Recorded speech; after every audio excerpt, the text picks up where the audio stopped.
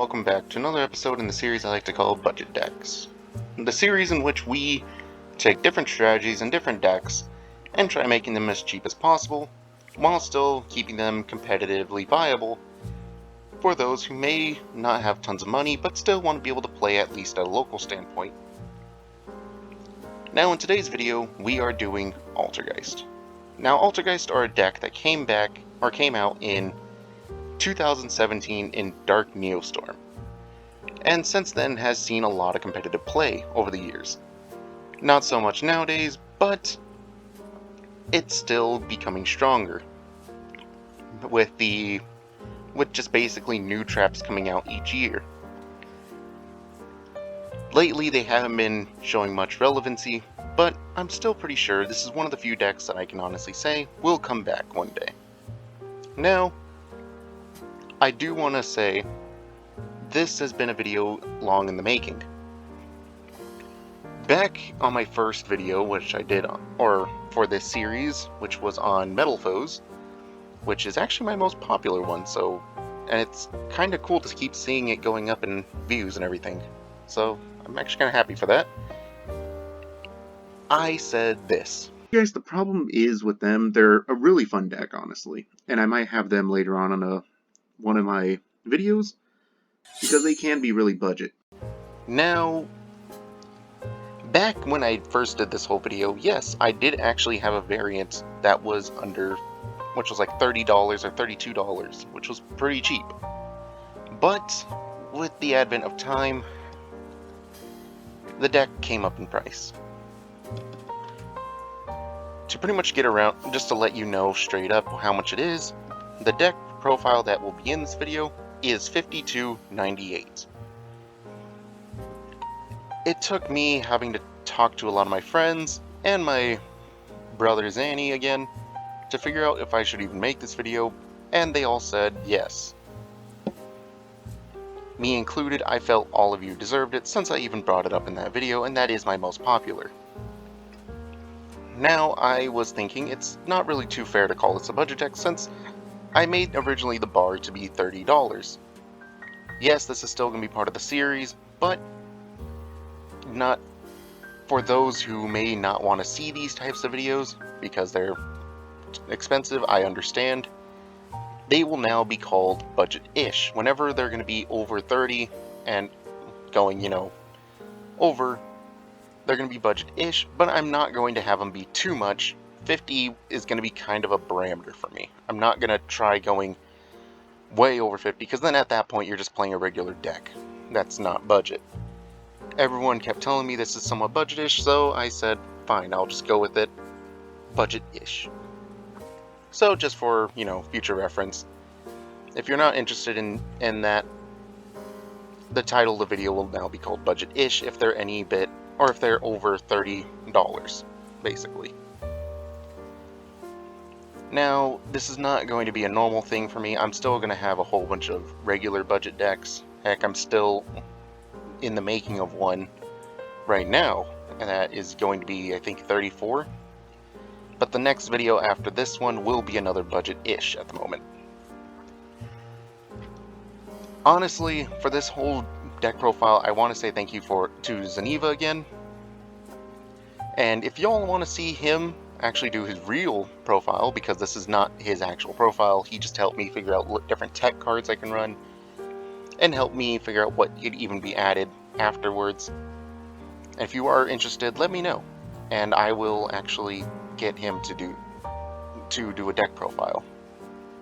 But once again, thank you Zaniva once again for helping me out with this. Other than that, let's get into the deck profile.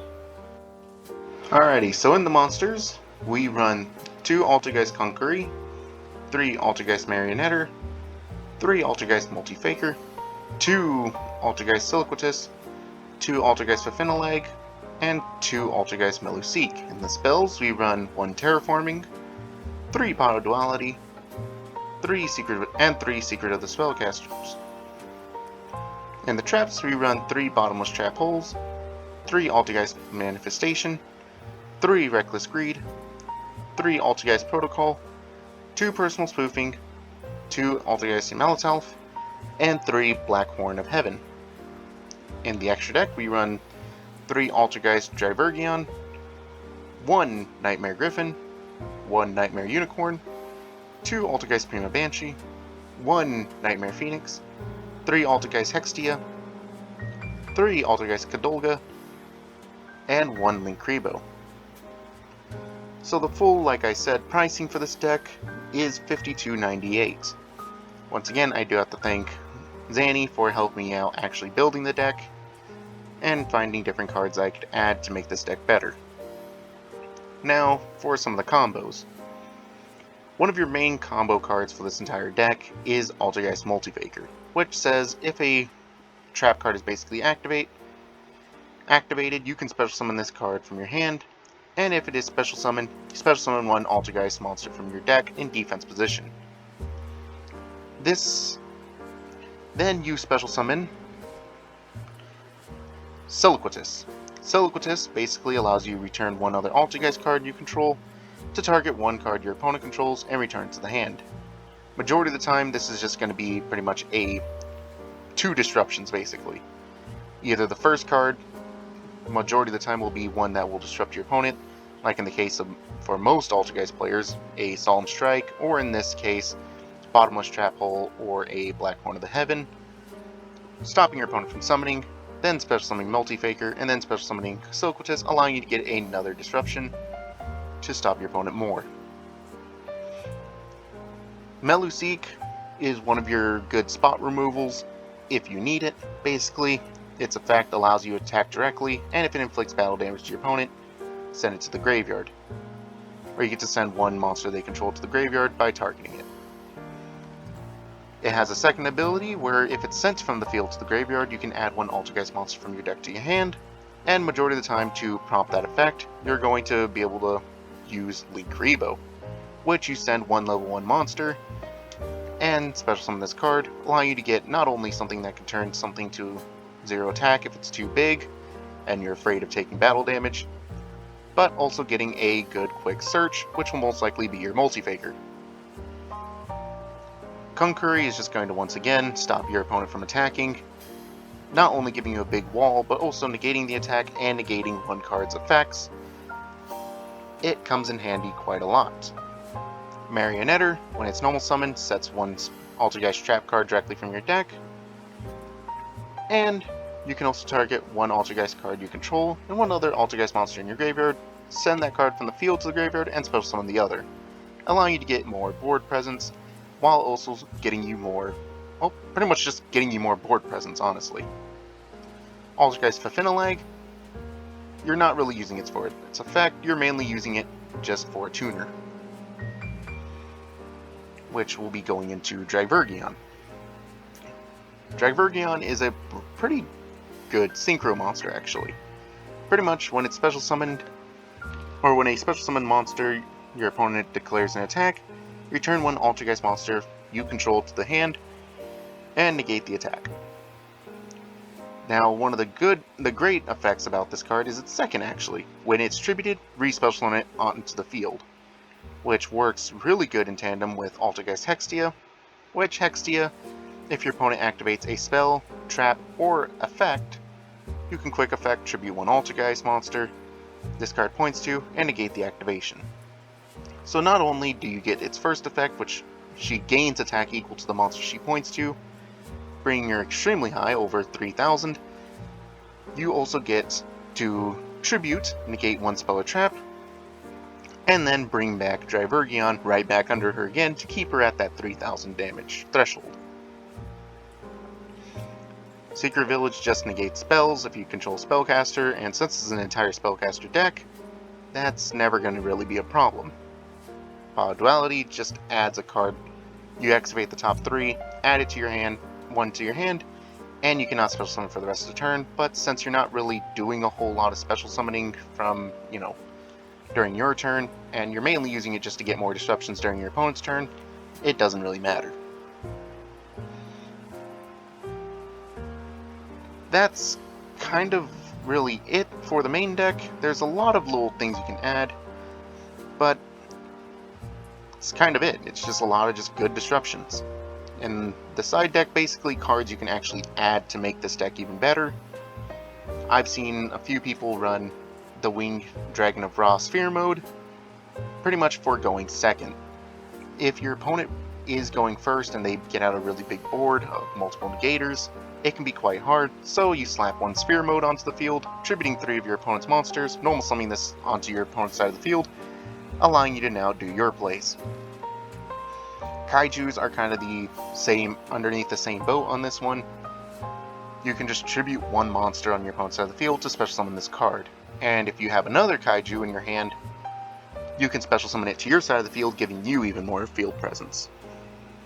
Inspector Border cannot be normal summoned or special summoned if you control a monster. Neither player can activate monster effects unless the number of monster effects that player has previously activated this turn is less than the number of monster cards types currently on the field, which are Fusion, Ritual, Synchro, XYZ, Pendulum, and Link.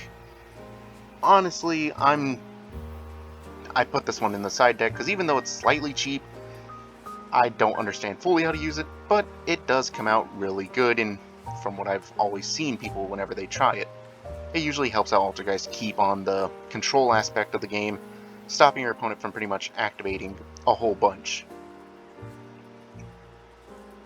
Pretty much the Dogmatica engine. I'm just kind of showing one monster because pretty much Dogmatica works with this deck fairly well.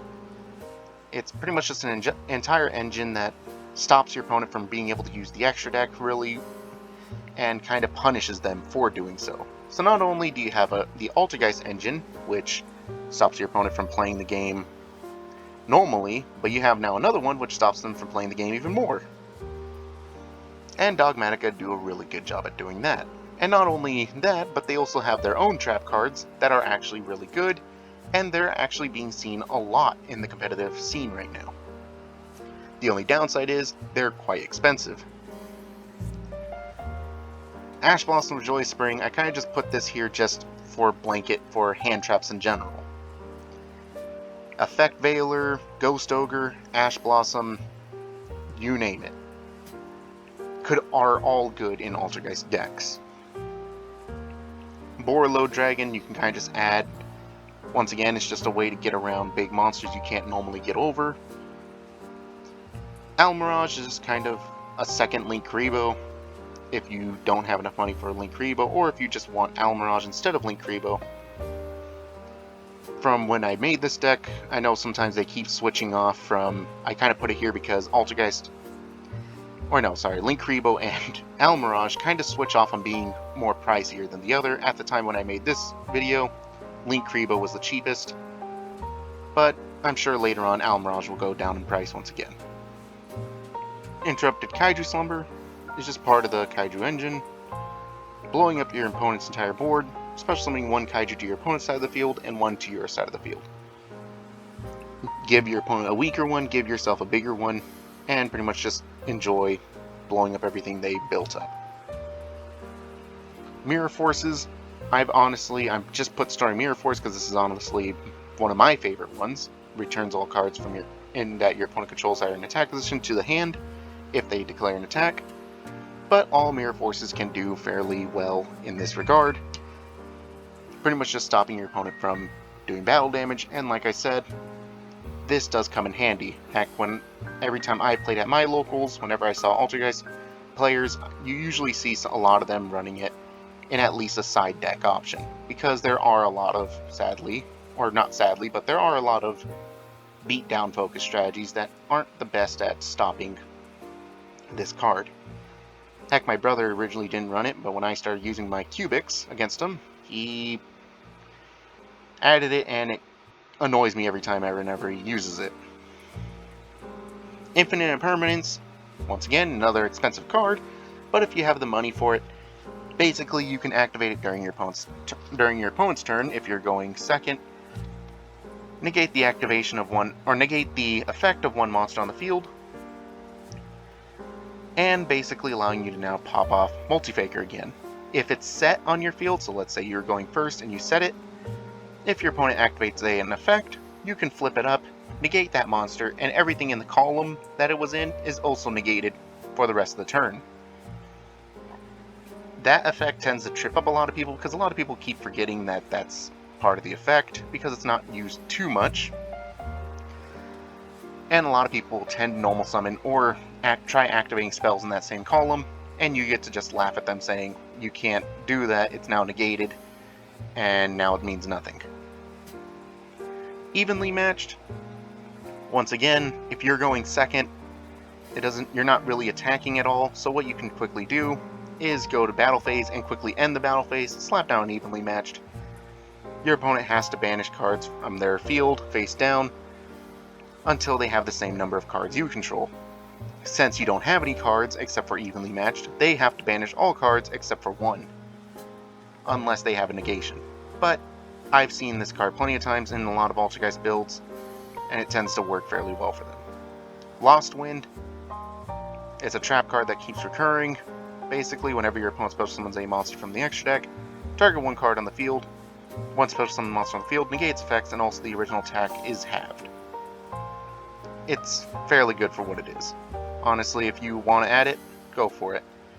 It's another cheap option you can go for. Trap Trick comes in really handy. Basically, you banish one normal trap card from your deck, and set one with the same name from your deck directly onto the field. Also, it can be activated that turn. You can only activate one trap card for the rest of this turn after this card's resolution, and you can only activate it this card as a once per turn, and it's a hard once per turn.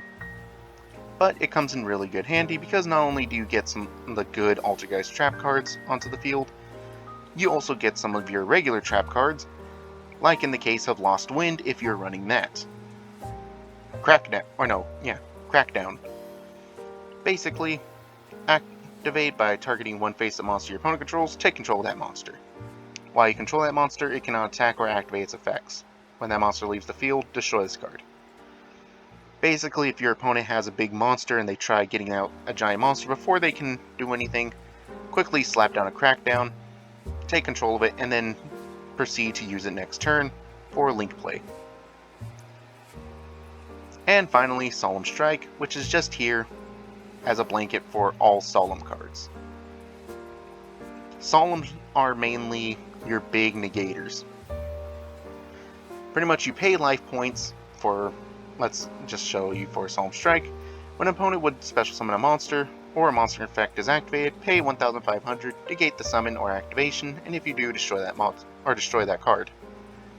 Basically, each one is powerful. You have to pay life points, like one of them is 2,000, this one's 1,500, and another one just blanket halves your life points. Life points don't matter too much with Altergeist because with Altergeist you're controlling the board really heavily, where it doesn't really matter if you're losing life points because they're most likely not going to be able to attack you unless the game's going really poorly for you. Solemn Strikes are kind of like the main bulk right now. If ever you see a Altergeist deck profile, you're going to see a whole bunch of these cards, and not really any of the other ones except for some of their own specific Altergeist trap cards themselves. Honestly, if you have the money for it, get rid of Black Horn of Heaven and get rid of 3 Bottomless Trap Hole, add some Solemn Strikes to it. Honestly, I would recommend Solemn Warning because if I remember correctly, that's the one that you decrease half and it can pretty much negate anything. Spell, trap, and monster effects. And special summon the monsters. Really good. Now with that being said, thank you for watching this part, and let's get on to the replays.